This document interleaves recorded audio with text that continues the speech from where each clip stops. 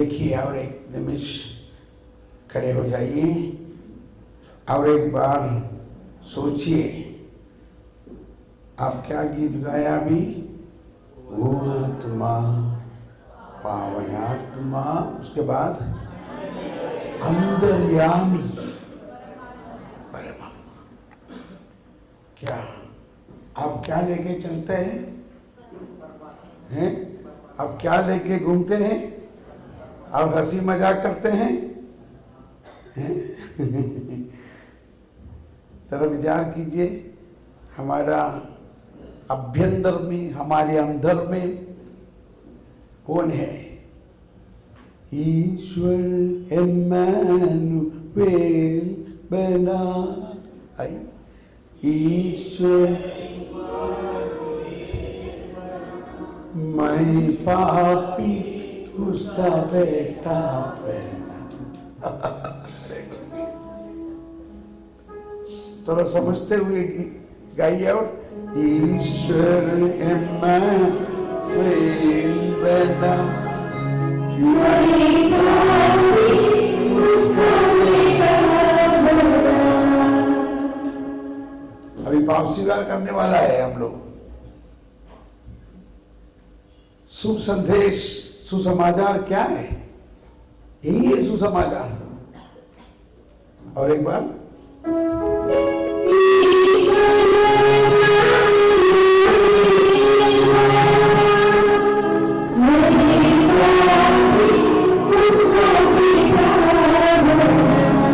सब मिलकर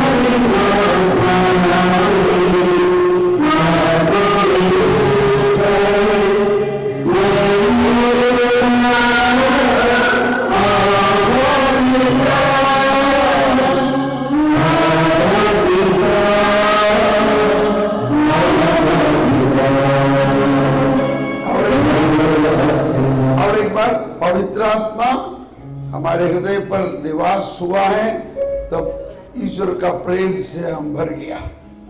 और क्या है यहाँ देखो, ईश्वर हमारे साथ है। ईश्वर कहाँ है हमारे साथ? पवित्र आत्मा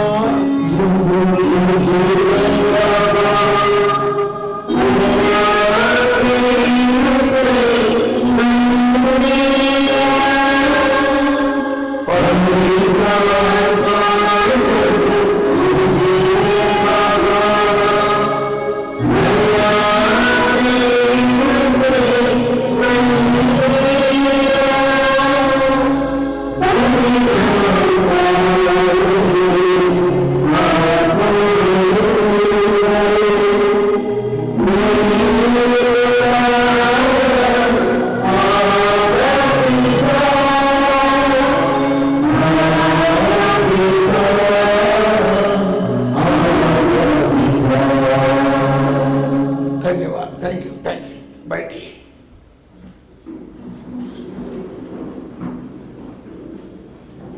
पवित्र आत्मा के द्वारा ही हम ये कह सकते हैं कि पिता पिता आबा आबा पिता। ईश्वर हमारे पिता है, यीशु मसीह हमारे मुक्तिदाता है। ये सब हम आसानी से बोलते हैं, लेकिन इसीलिए बोलते हैं कि पवित्र आत्मा हमारे हृदय पर वो प्रेम और ज्ञान और इनकी अभिषेक दिया, इसीलिए हम ये सब बोल सकते हैं।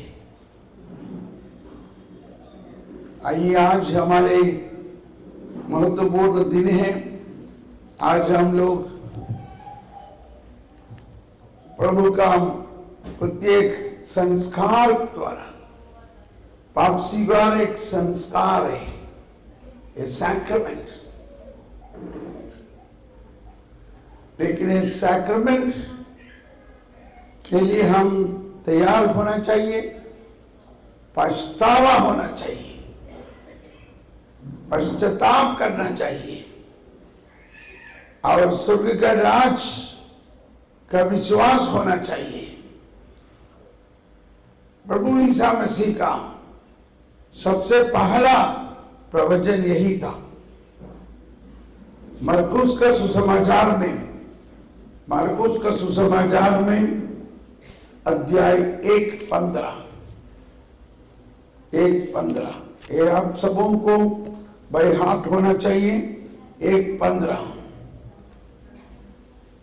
समय पूरा हो चुका है, ईश्वर का राज निकट आ गया है। निकट, ईश्वर का राज निकट।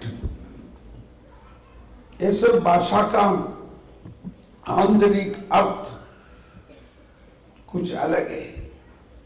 अभी हम लोग सुना, ईश्वर का राज हमारे हृदय पर है।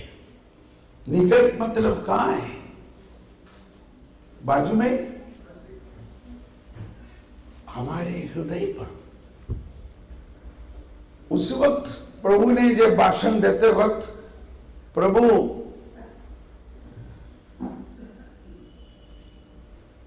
लोगों को स्वर्ग के राज का अनुभव के लिए तैयारी कर रहा था। लेकिन स्वर्ग का राज मतलब क्या है? तो यहां पर फिर कहा, पश्चाताप करो और सुसमाचार में विश्वास करो। सुसमाचार क्या है?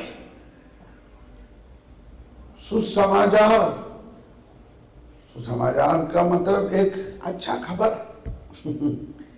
लेकिन खास करके सुसमाचार का उस शब्द इसी के लिए बोला जाता है कि ईश्वरीय प्रभु ईसा के द्वारा जो नया जीवन,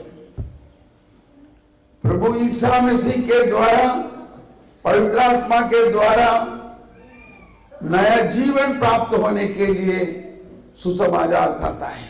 सुसमाचार।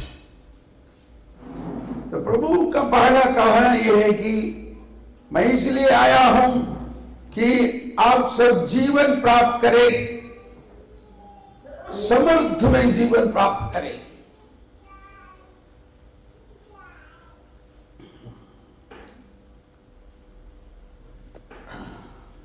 बोलता है तो हम लोगों को ये सब पा चुका है। हम बपतिस्मा ग्रहण किया, प्रभु में विश्वास भी करता है, पवित्र मिसा बलिदान में हम इतना अनुभव मिला है, ये सब मिला है। फिर भी किताब कुर्बाना पुस्तक, इसके बारे में बार बार मनन करना चाहिए। उसका जैसे हम हमारे जीवन पर बढ़ते बढ़ते आते वक्त ईश्वर का वचन, ईश्वर का ज्ञान पढ़ने में भी बढ़ते बढ़ते होना चाहिए। मैं ये कहता हूं हमेशा, मैं प्रभु का विद्यालय में एक विद्यार्थी है। ये समझ में है ना, विद्यार्थी है? हिंदी में बोलते हैं ना विद्यार्थी मालूम। प्रभु का पाठशाला में, प्रभु का विद्यालय में हम सब लोग एक विद्यार्थी हैं। पवित्र आत्मा का एक विद्यार्थी है। जो हमारा ज्ञान जो अभी तक है एक तुल्ली एक बूंद एक ड्रॉप है, और जो हम सीख रहे के लिए बाकी है एक समुद्र का उतना है, एक समुद्र। मैं 35 साल से बाइबल पढ़ता है, अभी भी पढ़ता है। हर रोज रोज बहुत कुछ नया बातें पवित्र आत्मा पढ़ाता है। ये सबसे बड़ा अनोखी चीज है। रोज नया नया चीज हमको पढ़ने मिलता है। अभी मुझे मन में संत पापा का एक प्रवचन का याद आया, जो आज का मिसा में हमारा सुसमाचार था। आज का सुसमाचार ये था कि पहाड़ी प्रेरित में प्रभु ने कहा धन्य है, उसको इंग्लिश में ऐसा है, ब्लेसेड आर यू, ब्लेसेड। मत्ती 5, उन्होंने पहाड़ पर चढ़ा और लोगों को सिखाने चालू किया। देखा, बैठा, पहाड़ पर चढ़कर बैठा। अध्याय 5 कहाँ है? 5 अध्याय 5। ईसा यह विशाल जन समूह देखकर पहाड़ी पर चढ़े और बैठ गए। और सबके लिए बहुत अर्थ है। और बैठ गए। देखो, एक कुर्सी देखा, एक कुर्सी देखा है। एक कुर्सी बाकी सब कुर्सी से अलग है ना, क्योंकि वहां पर प्रधान याजक बैठने वाला कुर्सी है। उसको कलेसिया में एक दूसरा नाम बोलता है, कथीड्रा बोलता है, कथीड्रा। अभी हमारा बिशप स्वामी जिसमें बैठा है उसको कथीड्रा है। कथीड्रा मतलब जो कुर्सी है। कथीड्रा का मतलब कुर्सी है। कैसे कुर्सी? जो प्रधान याजक महापुरोहित हमें पढ़ाने के लिए बैठने का कुर्सी को कथीड्रा बोलता है। और वो कुर्सी जिस मंदिर में है उसको कथीड्रल। तो हमारे पास एक कथीड्रल है ना, कथीड्रल बोलते हैं, सेंट थॉमस कथीड्रल। वो कथीड्रल का मतलब है कि प्रधान याजक बिशप स्वामी बैठने का जगह है। वो किसी लिए बैठा है? आराम करने के लिए नहीं। वो तो किसी तरह का बैठा ही होता है, कोई आराम करने के लिए बैठा है। लेकिन यहां पर प्रभु यीशु किसके लिए बैठा? देखो, और बैठ गए। वो जन समूह को देखकर ईसा, यह विशाल जन समूह देखकर पहाड़ी पर चढ़े और बैठ गए। विशाल जन समूह को देखकर पहाड़ी पर चढ़कर आराम करने के लिए बैठा क्या? किसके लिए बैठा? वो दूसरों को, लोगों को सिखाने के लिए, लोगों को ज्ञान बताने के लिए, लोगों को ईश्वरीय रहस्य बांटने के लिए। ऐसा एक होता है। आजकल इस समाचार से हम पढ़ते वक्त वो सिर्फ वो बहुत ज्ञान से, बहुत ध्यान से हम सुनना चाहिए।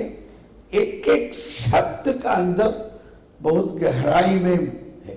अभी हम देखा, सिर्फ इतना ही हम लोग देखा, वो बैठ गया। कई बार हम लोग पढ़ा है, किसके लिए बैठा, कौन बैठा, कहां बैठा, वो क्यों पहाड़ी पर बैठा। तो सारे बाइबल में खास करके दो पहाड़ी है। एक पहाड़ी जो पहले मूसा ने जो आज्ञा दिया पहाड़ी, लेकिन अभी एक नया मूसा आया है। वो कौन है? ईसा मसीह। वो ईसा मसीह वो पहले पहाड़ियों में जो दिया हुआ आज्ञा उनको पूर्ति करने के लिए आया है। वो एक महान रहस्य है। पहले जो इस ज्ञान, पहले जो 10 आज्ञाओं को दिया, लेकिन किसी को ये 10 आज्ञाओं को पालन नहीं कर सका। पुराना वेदस्थान में ये 10 आज्ञाओं को दिया है, लेकिन किसी को वो आज्ञा को पालन नहीं कर सका। आज्ञा पालन नहीं करने से उनको शिक्षा होता है, उनको दंड होता है। क्या करेगा? लेकिन अभी प्रभु ने एक नया विधान दिया है। वो पुराना विधान जो पालन नहीं सका, अच्छा भाई, इसलिए मैं तुम लोगों को पालन कर सकता, ऐसा एक विधान देता है। और क्यों वो पालन नहीं कर सका? उसका 2-3 कारण है। पहला कारण, उन लोगों को पवित्र आत्मा को नहीं दिया था। अब यहां पर पवित्र आत्मा नहीं दिया था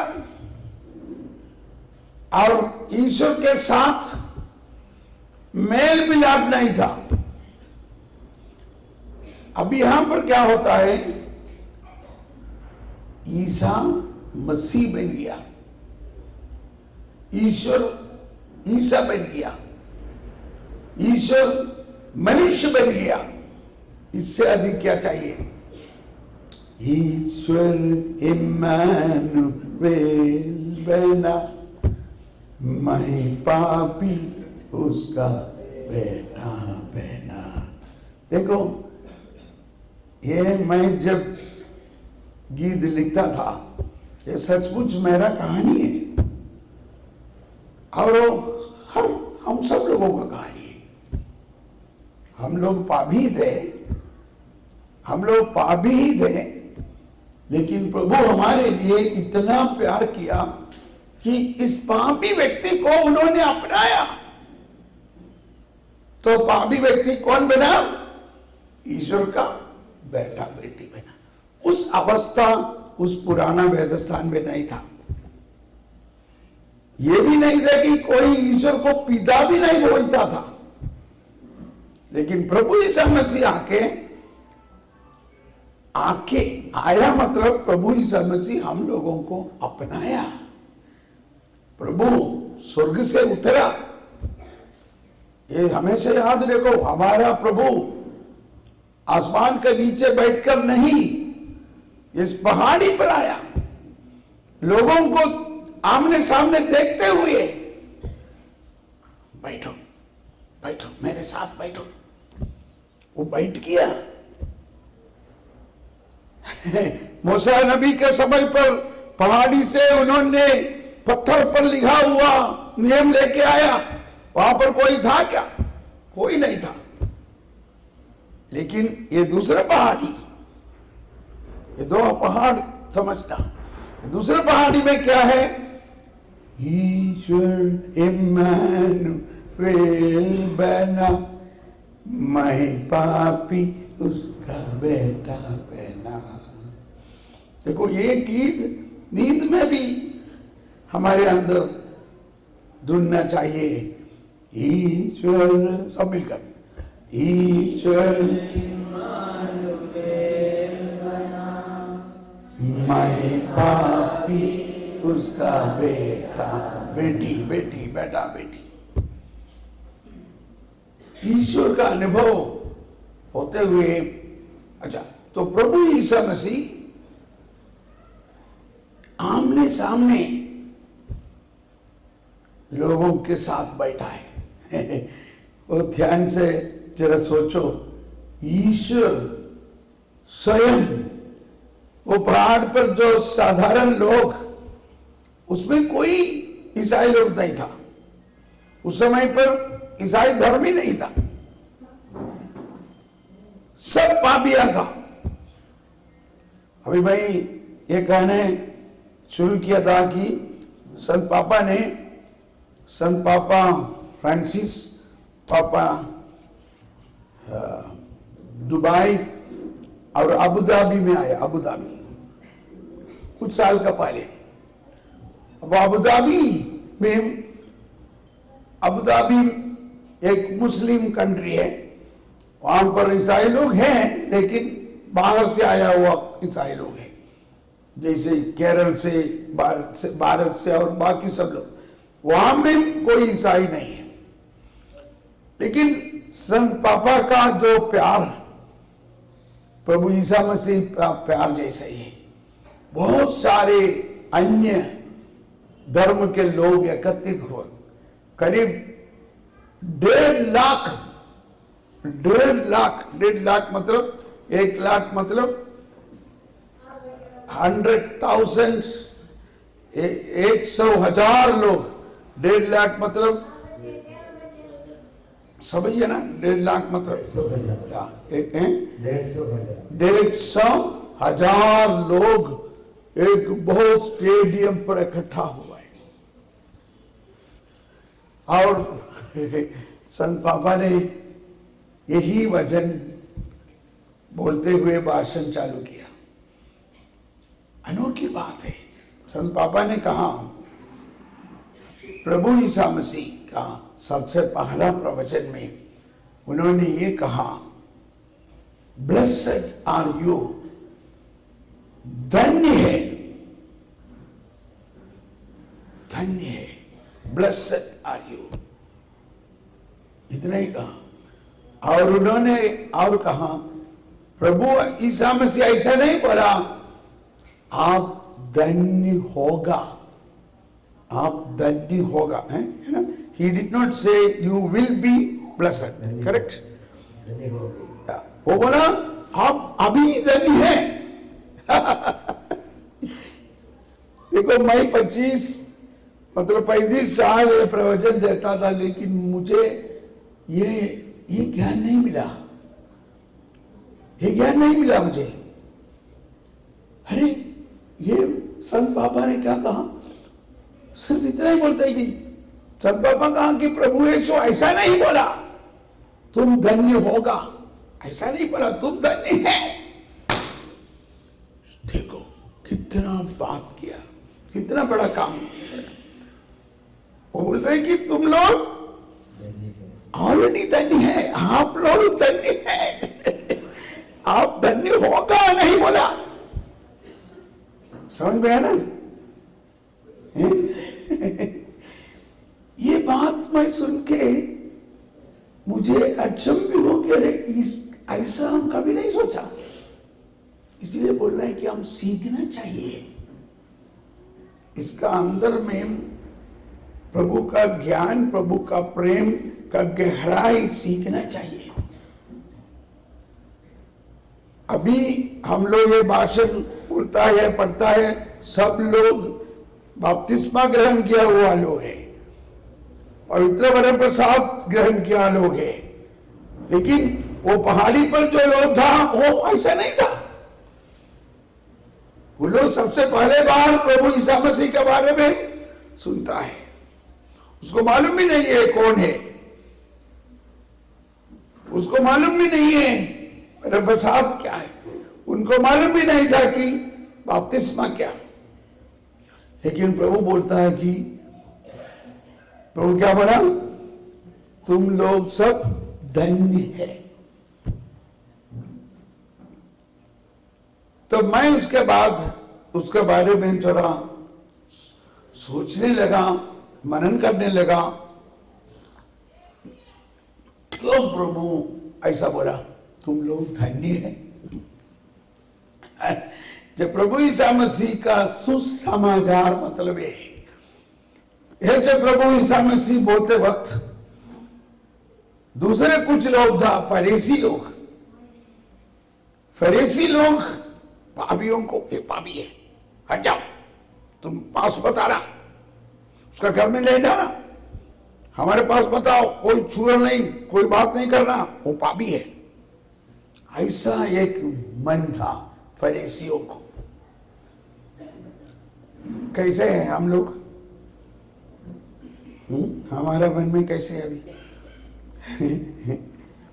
एक बड़ा पापी को हम देखेगा तो बोले, देखो ये आदमी ठीक नहीं है, उसके साथ आप बात मत करना है, वो ठीक नहीं है। ऐसा बोलते हैं कि नहीं है? आज भी ऐसा हम लोग बोलते हैं क्या?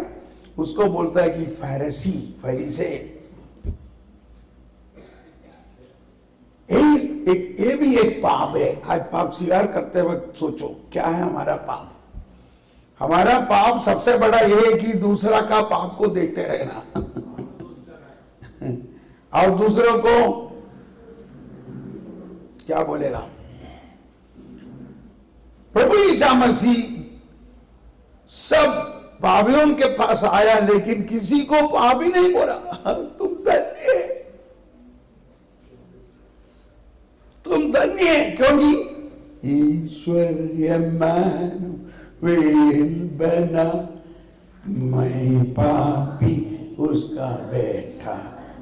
मतलब प्रभु ईसा मसीह क्यों सबों को धन्य है, इसलिए बोला कि वो जो पहाड़ पर बैठा हुआ प्रभु इंसान बना, इंसान बनने के नाते उन्होंने इस समस्त लोगों को अपने शरीर पर ले लिया। तब क्या होगा? क्या हो गया? सब लोग धन्य बन गया। क्यों प्रभु बोला है तुम लोग धन्य है?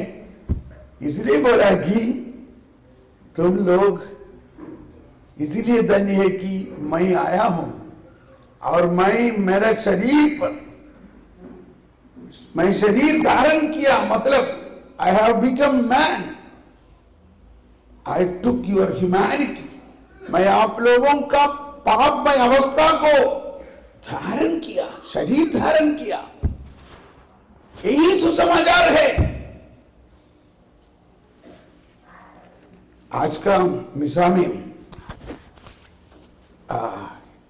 मिसा में ये भाग हम सुना है, मैं थोड़ा उसको दोहराता है, मुझे बहुत अच्छा है वो भाग। हमारा अनाफरा प्रार्थना के बाद, मतलब इंस्टीट्यूशन प्रेयर, ये मेरा शरीर है, ये मेरा रक्त है, वो प्रार्थना करने के बाद जो प्रार्थना यही है। अरे वो कौन सा पेज में है?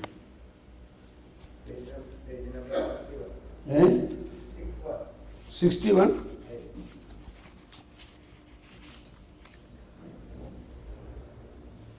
या देखिए, हे प्रभु तूने हम पर इतना उपकार किया है, कितना उपकार किया है जिसका उचित धन्यवाद देना हमारे लिए असंभव है। मतलब उतना बड़ा अनुग्रह प्रभु ने दिया है हमारे। वो क्या है अभी बताने वाला है।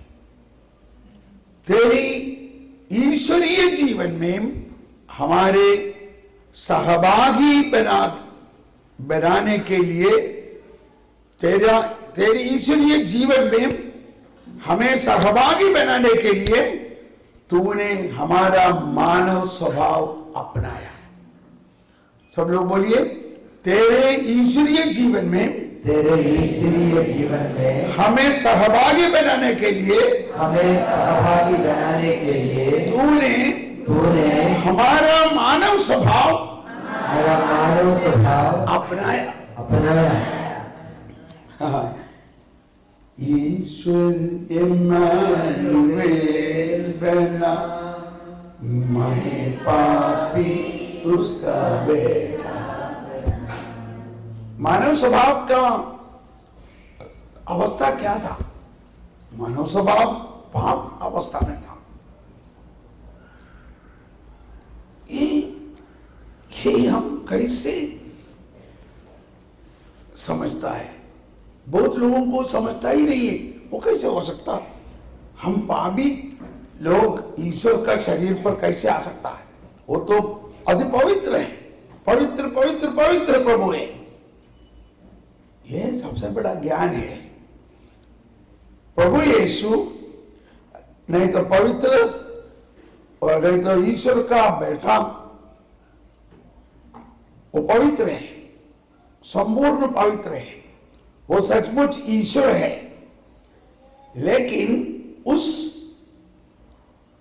ईश्वर हमारे मनुष्य अवस्था को ले लिया, उसके द्वारा वो क्या बना? वो ईश्वर है और इंसान भी है, मनुष्य भी है। वो सचमुच he is God and man. उनको दो प्रकृति है। प्रकृति दो प्रकृति। ये समझ सकता है क्या? वो प्रभु ने उनका पवित्रता में कुछ भी कम नहीं होता है जब हम पापियों को अपनाने से। वो दोनों मिलन नहीं होता है।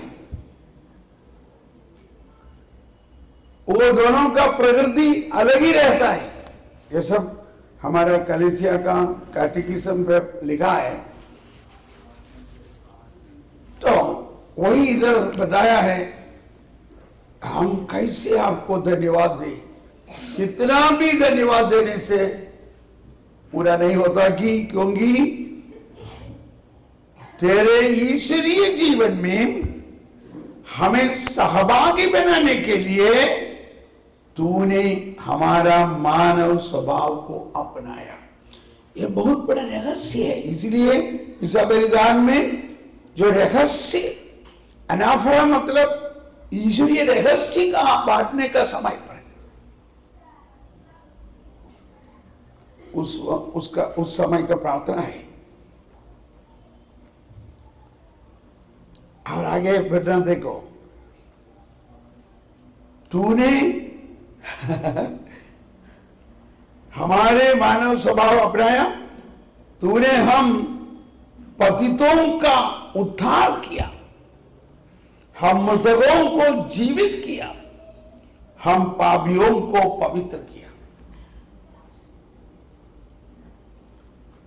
तूने हम पतितों का उद्धार किया। पतितों, हम कैसा पतितों आ गया? मतलब यू हैव अधपतिच्च मनुष्य समुद्रिच। वो अंग्रेजी में ऐसा है कि you have fallen nature, you took our fallen nature. ये पतित, हम कैसे पतित बन गया मालूम है?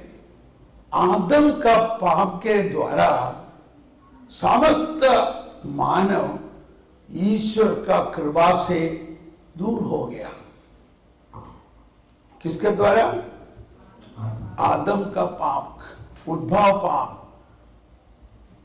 वो हमारा गलती नहीं है। आदम का पाप के द्वारा समस्त संसार पापमय अवस्था में आ गया, बल्कि क्या बोलता है, पतित हो गया, पतन हो गया उनका, पतित, फॉलन। हाँ, अभी समझ में, पतित मतलब फॉलन नेचर। हमारा जो स्वभाव, थैंक यू, यस, या वो इंग्लिश में भी है, to take a share into divine life, you assumed our human nature, restored us from our fallen state. पतित मतलब फॉलन। लेकिन ये मत सोचो हमारे आज का पापमय अवस्था के द्वारा नहीं, लेकिन शुरुआत से आदम के द्वारा हम सब मानव पतित हो गया। वहां पर 3 बात होता है, हमारा प्रकृति पतित हो गया, हमारी आत्मा मर गया, आत्मा में जीवन नहीं, शरीर में जीवन है, जैसा हम कुत्ता का जैसा नहीं तो जानवर का जैसा जी रहा है। जानवर में क्या है, वो मरने से उसका अंत हो जाता है, लेकिन इंसान मरने से उसका अंत नहीं होता है, उसका आत्मा नहीं मरता है। हमारे इंसान में जो आत्मा है, इंसान का मनुष्य आत्मा नहीं मरता है। प्रभु ईसा मसीह आकर वो जो पाप के द्वारा हमारे इंसान की आत्मा में जो कृपा नष्ट हो गया था, वो कृपा को उन्होंने दोबारा दे दिया। उन्होंने वो पाप ले लिया, उन्होंने मरा हुआ अवस्था दे दिया और उनका जीवित अवस्था हमें दे दिया। उसको हम ബാപ്റ്റിസ്റ്റ് നമ്മൾ വെച്ച് മാറുന്നതിന് എന്താ ബിയാറാണ്, ब्राफ्टर सिस्टम। देखो आप लोग देहात में कैसा है, आपका घर में क्या बोला, आलू है तो आलू पड़ोसी को देता है, उसका घर में दूसरा कोई जो है आम लेता है ना, उसको बोलता है बार्टर सिस्टम। वही प्रभु ने किया, सचमुच ऐसा लिखा है, he made a Holi exchange. उन्होंने अपना स्वभाव हमको दे दिया और हमारा मनुष्य स्वभाव उन्होंने ले लिया। क्या ये विश्वास कर सकता है क्या? हमारा मनुष्य की अवस्था में मुझे संकल्प नहीं कर सकता है कि इतना महान कार्य करेगा। इसलिए हम ऐसा प्रार्थना करता है, हे प्रभु तूने हमें इतना महान कार्य किया, उसके लिए कितना भी धन्यवाद देने से नहीं होगा। यही सुसमाचार है। उन्होंने अपनी ईश्वरीय अवस्था को हमें दे दिया और हमारा आदम के द्वारा जो पाप हुआ अवस्था को उन्होंने अपना लिया। इसको क्या बोलता है? सुसमाचार। ये उसी वक्त तक प्रभु यीशु आया तभी तो हुआ है, प्रभु यीशु मनुष्य बना तभी तो हुआ है। उस वक्त तक संपूर्ण बाइबल में उसी वक्त तक ये नहीं हुआ है। ईश्वर इम्मानुएल बना, मैं पापी उसका बेटा बना। तो इसको हम लोग क्रिसमस बोलता है। क्रिसमस मतलब एक महान रहस्य है, एक महान रहस्य। एक कैटेकिज्म किताब में 526 को कितना बोलता है? 536 है, 526 में मैं जरा पढ़ता है, The mystery of Christmas is fulfilled in us. Christmas is the mystery of this marvelous exchange. Christmas ये महान रहस्य है. क्या रहस्य है? एक्सचेंज. ईश्वर और मनुष्य पापमय अवस्था को ईश्वर देकर उनका पवित्र अवस्था इंसान को दे दिया. समझ में आया? मतलब आपका घर में जो आलू है वो दूसरे को घर में दिया, उसका वहां पर चावल है वो ले लिया. एक्सचेंज. एक्सचेंज है. पहले तो बाजार वगैरह नहीं था, अभी तो सब सुपरमार्केट हो गया. पहले अपने घर में जो है वो दूसरे को देते, उनका घर का जो है अपने आता है, ऐसा था. वही प्रभु ने किया है. उनका घर में जो पवित्रता है, उनका अपना बेटा है, उनको हमें दे दिया. और हमारे घर में जो आदम का बेटा बेटियां जो पापमय अवस्था में जी रहा है, उनको उन लोग ले लिया, प्रभु ले लिया. देखिए हमारा बलिदान का प्रार्थना है, हे प्रभु तूने इन पर हम पर इतना उपकार किया है जिसका उचित धन्यवाद देना हमारे लिए संभव नहीं है, असंभव है. तेरे क्या क्या है? देखिए तेरे ईश्वरीय जीवन में हमें सहभागी बनाने के लिए तूने हमारा मानव स्वभाव अपनाया. तूने हम पतितों का उद्धार किया. आदम के द्वारा हम पतित हो गया था, फॉलन नेचर. हम मृतकों को जीवित किया. हम मृतक मतलब हमारे आत्मा मरा हुआ था आदम का पाप के द्वारा. वो अवस्था को जीवित किया मतलब उसको उद्धार किया. उद्धार, उसके लिए बोलता है उद्धारण. प्रभु यीशु कौन है? उद्धार. प्रभु यीशु मुक्तिदाता है. हमारा मरा हुआ, हमारी आत्मा पाप के द्वारा मरा था, उसमें से हमें मुक्ति दिया. मनुष्य को नहीं कर सकता है, उसके लिए दूसरा उद्धारक का आना जरूरी है. तो प्रभु यीशु को परम पिता ने उद्धारक रूप में भेजा. उन्होंने अपने पापमय अवस्था को लिया और उस अवस्था को उद्धार करने के लिए क्रूस पर बलि चढ़ाया. वो सब आने वाला है. अभी ये पहाड़ी प्रवचन के समय पर उतना नहीं आया ये इमैनुअल पे ना, लेकिन क्रूस पर बलि नहीं चढ़ा. उसके लिए तैयारी है. लेकिन तैयारी होता तो भी प्रभु को मालूम है तुम सबों को मैं उद्धार करने के लिए आया है, इसलिए तुम लोग धन्य है. तुम लोग अभी मेरे शरीर पर है. अब क्या 61 है, पेज नंबर 61. देखो तो तीन बात है. एक तो हमारे पति, तूने हम पतितों को उद्धार किया, हम मृतकों को जीवित किया. इसलिए प्रभु ने आया, मैं आया हूं तुमको जीवन देने के लिए आया. जीवन मतलब हमारा साधारण जीवन नहीं, हमारे आंतरिक जीवन. हमारी आत्मा स्वर्ग पर ले जाएगा. प्रभु ईसा मसीह हमारी आत्मा में जो मृतक अवस्था को अपनाते हुए पुनर्जीवित किया हुआ जीवन दिया, पुनर्जीवित जीवन दिया. लाजरस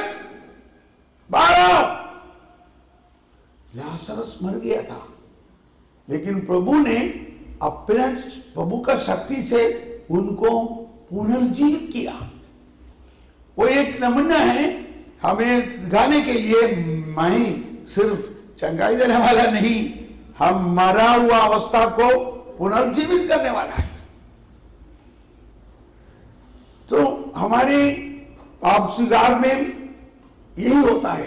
पाप स्वीकार के समय पर कभी कभी हम रो रो कर बहुत परेशान हो जाता है, लेकिन उसके बाद आशीष मिलने के बाद हम इतना खुश हो जाता है ना, बहुत आनंद हो जाता है, पुनर्जीवित हो जाता है। वो सब इसके द्वारा होता है, प्रभु यीशु के द्वारा। मुक्ति दिलाए यीशु नाम, शांति दिलाए यीशु नाम। तो मुक्ति मतलब ये है कि हमारे आत्मा मरा हुआ था, उस मरा हुआ अवस्था से प्रभु ने आकर हमें मुक्ति दिया। पापों के द्वारा मरा, इसलिए पापों से मुक्ति दिया। चरनी में तूने जन्म लिया यीशु, सूली पर किया कुर्बान, सूली पर किया। क्यों? किस लिए? हम सब के पापों को मिटाने यीशु हुआ बलिदान, यीशु हुआ बलिदान। दुख संकट में मिल जा सब। अच्छा, तो ये समझना चाहिए क्या है सुसमाचार। प्रभु का पहला वचन है कि सुसमाचार में विश्वास करो। सुसमाचार विश्वास करना उतना आसान नहीं है। ये ज्ञान मिलना चाहिए, ईश्वर इंसान बन गया, सुसमाचार का पहला भाग। उसमें क्या हुआ? उन्होंने अपना पापमय अवस्था को अपनाया और उनका संजीवन, उनका पवित्र ईश्वरीय जीवन हमें दे दिया। ये बहुत बड़ा ज्ञान है आज आप जो मिल रहे हैं आपको। उसके बावजूद भी हमारे जीवन पर पापमय अवस्था है, इसलिए हम पाप स्वीकार करता है। लेकिन ये पाप स्वीकार इसलिए हुआ है कि प्रभु ईसा मसीह हमारा पाप को स्वीकार किया, इसलिए प्रभु ईसा मसीह हमारा पापमय अवस्था को अपना ही लिया और उनका जीवित अवस्था को दिया।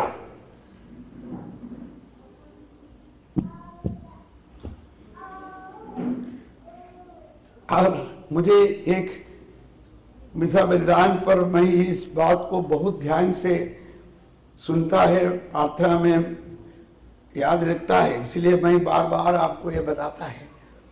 मिसा बलिदान का किताब आपके पास होना चाहिए और वो किताब में जरा घर में बैठकर जरा समय लेते हुए पढ़कर देखो, एक एक बहुत ज्ञान है इसमें।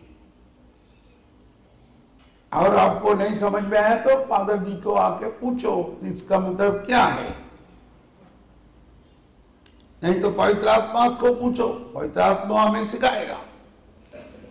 देखो, तूने हमारा मानव स्वभाव अपनाया, तूने हम पतितों का उद्धार किया, हम मृतकों को जीवित किया, हम पापियों को पवित्र किया, हम अपराधियों को मोचित किया।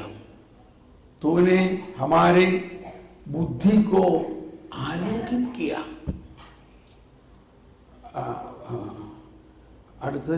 शत्रुओं को, हाँ, शत्रुओं को पराजित किया। शत्रु मतलब शैतान। प्रभु का क्रूस के द्वारा शैतान को पराजित किया। प्यारो हिम्मत बांधो प्यारो हिम्मत बांधो, आगे बढ़ो, क्रूस का लो निशान, जीतेंगे हम, प्यारो हारेगा शैतान। प्यारो हिम्मत बांधो, प्यारो हिम्मत बांधो, यीशु है कप्तान। समझ में आए? यीशु क्रूस के द्वारा उसका दुख भोग और मरण पुनरुत्थान के द्वारा शत्रुओं को, शैतान को पराजित कर चुका है। विश्वास करो। लेकिन वो हमारे पीछे फिर भी घूमता है। नहीं नहीं नहीं, मैं तो ऐसा करूँ ऐसा करूँ, तो हम बोले हट चल शैतान, यीशु के नाम पर भाग, चले जाएगा।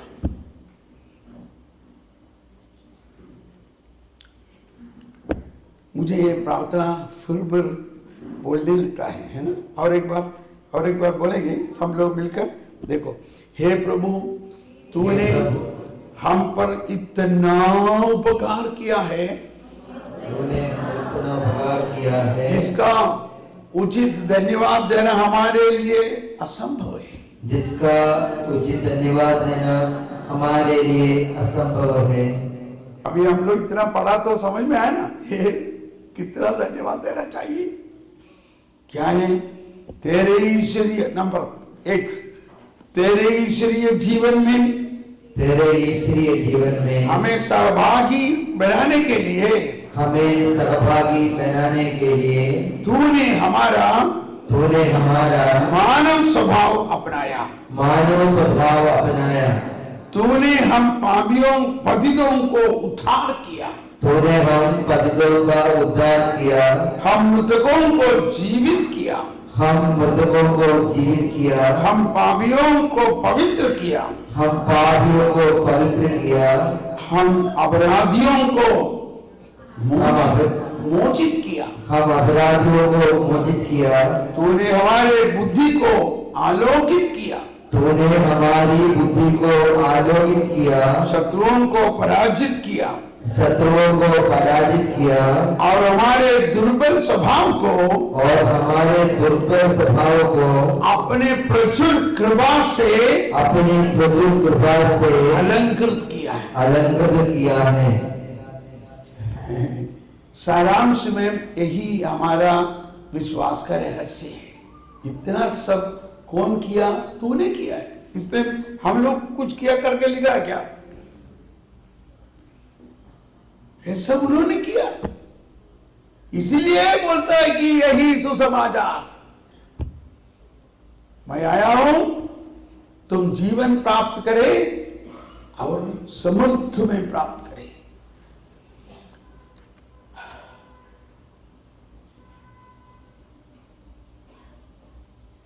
थोड़ा सचमुच में धन्यवाद दे दे इसके लिए।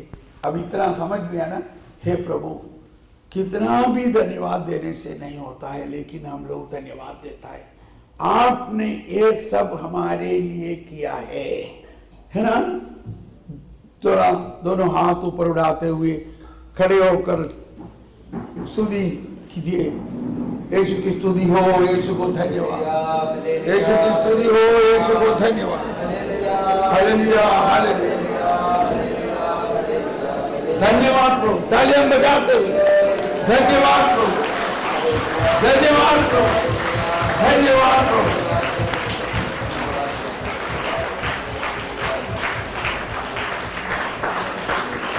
बैठिए। ബ്രേക്കിന്റെ സമയമായോ? കൺവീനിയൻസ് വെച്ച് കൊടുക്കാം. നമുക്ക് ഒരു ബ്രേക്ക് കൊടുത്തിട്ട് പിന്നെ നമുക്ക് 1 മണി 1:15 ഭക്ഷണം കഴിക്കാം. പറഞ്ഞപ്പോൾ ബ്രേക്ക് കൊടുത്തു. 15 മിനിറ്റ് ബ്രേക്ക്. ഇപ്പൊ ഇത്രയും നല്ല ഗഹരായിൽ പോയി. हालेलुया। आप लोगों को 15 मिनट का ब्रेक है, थोड़ा बाहर जा सकते हैं। 15 मिनट के बाद तुरंत अंदर आना चाहिए। इसके बाद